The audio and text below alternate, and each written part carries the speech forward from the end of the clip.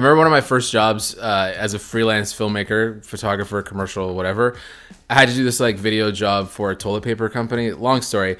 Producer emailed me and he was like, hey, is there any way we could set up Video Village for the client? And I'm thinking, Video Village, what is this, M. Night Shyamalan? Do I need to separate the client into some sort of nature reserve, separated from all of civilization because they all have a traumatic past they're trying to forget and run from? All the troubles and tribulations of a modern society no longer apply to the client. Well, I have to wear a red cloak and scare them away if they by chance remove themselves from Video Village and they're not aware of the modern world and all the amenities and cell phones and cars and airplanes and all that kind of stuff.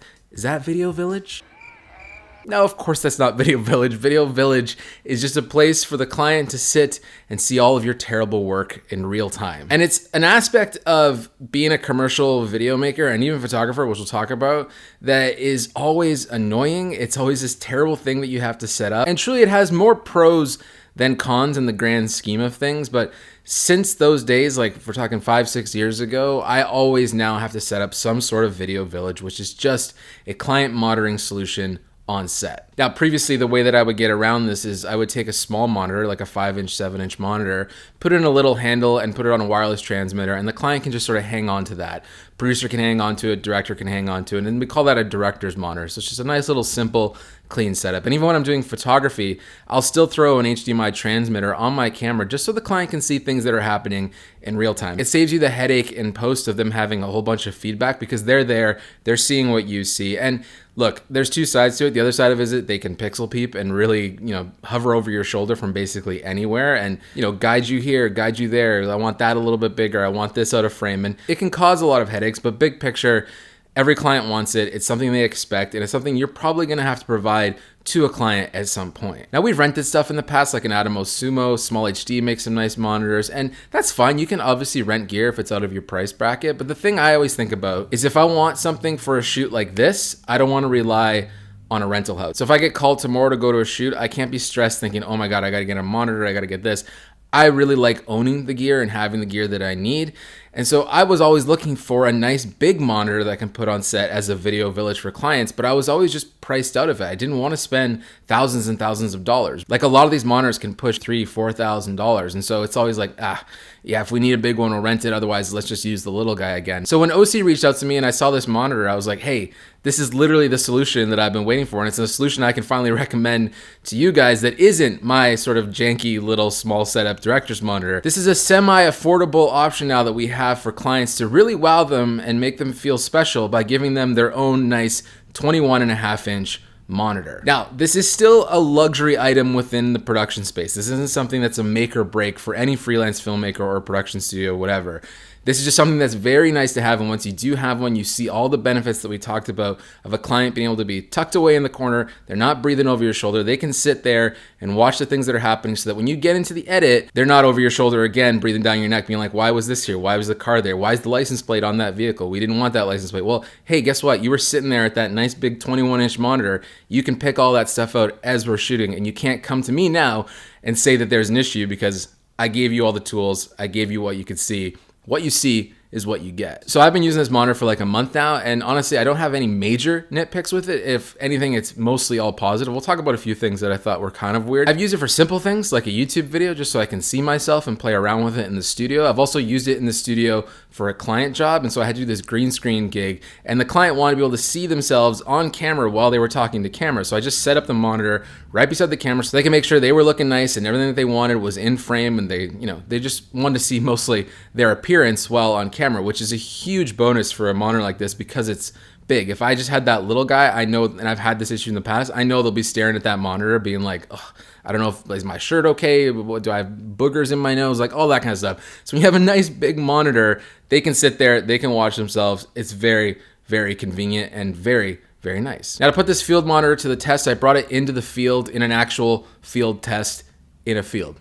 See what I did there? And so let's just kind of break down some of the features of this monitor now. Now, this is a super bright HDR monitor. This is something you can use in bright daylight, sunlight. You don't have to worry about this being dim in any situation. In fact, if you're somewhere indoors, this thing is like insanely bright. It reminds me a lot of like an M1 iPad Pro. This thing is a crazy crazy bright monitor. And if you do, for whatever reason, have some sort of brightness issue, it also includes a sun hood, so you can just sort of clip this thing on with some snap buttons. Now you have a nice, clean, completely dark environment to check color, to check focus, check all that kind of stuff in a contained environment, so you really don't have to worry at all about brightness at this point. In terms of powering options, you also have a lot of flexibility with this monitor. You can obviously plug it in over AC power. Now, I personally asked for the V-mount option, so I just threw a 98 watt battery on the back of this monitor, and from my testing, you can get a few hours out of this, probably like 2.5 to 3 hours, depending on your brightness setting, which I think is more than adequate and more than fine. These batteries are actually quite small. You can just get bigger wattage V-mount batteries and obviously get more power to them, and I think most people will probably just run this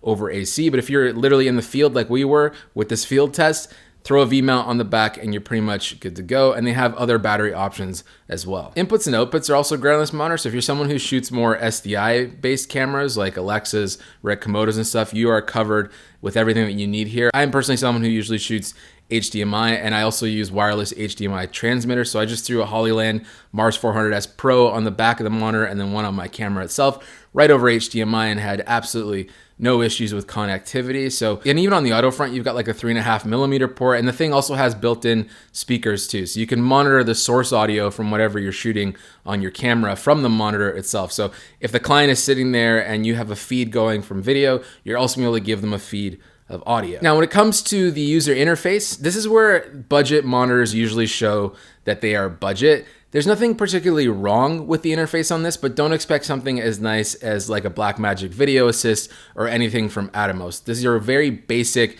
reminds me of an old school TV type menu interface. It's not a touchscreen by any means, and once you get the hang of it, it's totally fine. You also get a bunch of custom functions that will make that whole process a lot easier to navigate. But personally, I just wish there was a little bit more emphasis put on the graphic design of these interfaces, because it is something you will find yourself diving into quite a bit sometimes, whether it's changing outputs, adding in your crop markers, adding in focus peaking, vector markers, all that stuff, which it has, which is great. So it has all the bells and whistles that you're probably used to with other field monitors, like focus peaking, vector forms, zebras, all that kind of stuff is built in, which is great.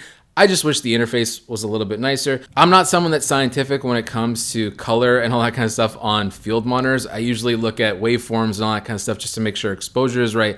And I know my cameras well enough to know the color that's gonna come out of them, that I trust usually the back display on the camera itself enough to be comfortable that we won't have issues going into post. I've also been shooting a lot more raw video too, but this isn't a monitor I would sit and use to grade with, like a PC monitor or something like that. But the colors are accurate enough and you can calibrate and tune it to your liking on the panel itself to get it to a point that matches the display on your camera, which is also great. So I have no issues in terms of the color of this monitor. It's bright, it looks vivid. Resolution is also great. Everything's looking crispy and sharp. It's great for pulling focus if you need to pull focus. You're not getting some pixelated blurry mess, even at 21 inches. So I think from a resolution standpoint and from a color standpoint, A+ didn't have any issues on that front. I think the build quality of this monitor is fantastic. All of it feels very sturdy, aluminum and steel. It's rigid, it's got a handle on it, so you can just sort of carry this thing around. But all in all, I just think this is a much better solution for clients than my kind of stupid little janky director's monitor. I think that's fine for someone that's just pulling focus or anything like that.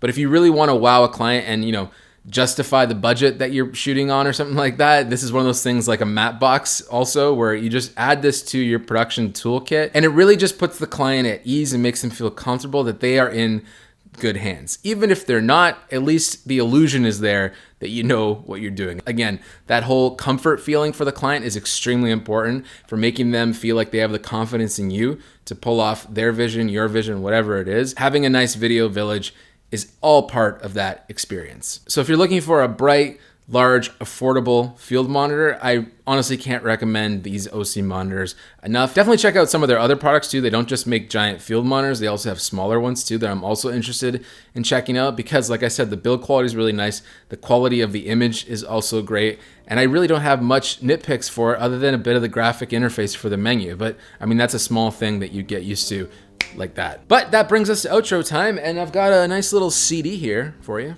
God, why I'm such a nerd. All right, this one is Dave Grusin's Mountain Dance. A little backstory on this CD. So you are obviously familiar with the movie The Goonies. Dave Grusin is the composer of The Goonies.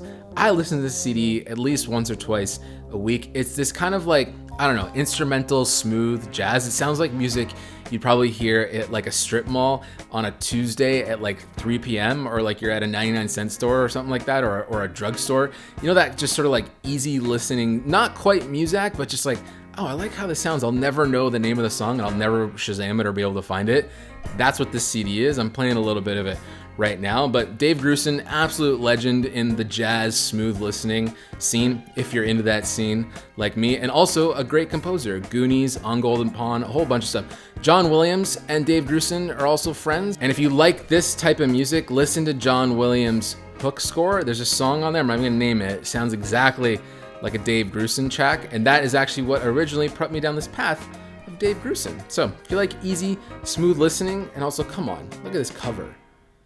I will never be this legendary or cool. Like, are you kidding me? I'm just like I'm a studio musician in a Bon Iver concert. Anyways, I'm Patrick Damaso. Hope you like this video. Questions about the monitor, questions about anything, let me know in the comments. Otherwise, you will see or hear me next time I feel like making a mountain dance with Dave Grusin. Have a good one. Peace out. Right on. I thought I was gonna end it, didn't you? But I didn't. Now you're just sitting here with me. You thought I was gonna end it again, didn't you? I didn't, but I will now.